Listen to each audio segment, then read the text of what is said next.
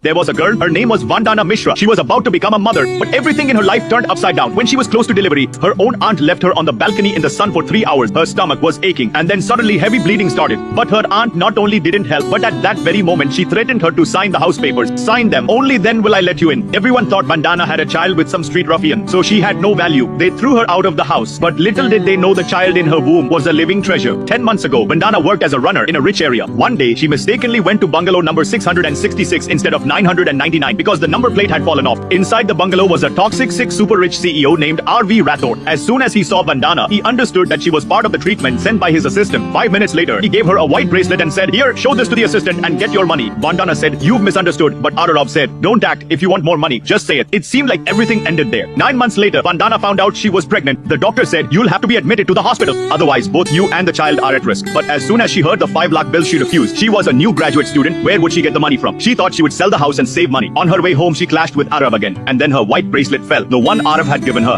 Arav recognized it immediately. His mother wished that her son would get married and have a child. Only then she could die peacefully. When Arav found out that Vandana was probably going to become a mother, that very night he went to the hospital to confirm. His secretary said, "Sir, this wasn't the girl I arranged." Arav understood it was his mistake. On the other hand, when Vandana reached home, she saw that the door lock had been changed. Her aunt and uncle rented the house to someone else because her parents had died long ago. Her aunt shouted, "Get out of here, little girl. You cause so much drama." Vandana said, "This house belongs to my parents. How can you take it? You people ruined my life." Then her aunt said, "Sign the agreement. Only then will I let you out of the balcony." And she was put back in the sun. Vandana was in such a bad condition that her skin was burnt and she was crying in pain. She thought, endure everything for the child. But her aunt shattered her hopes once again. She said, "No need to go to the hospital. Even if she miscarries, we'll save money."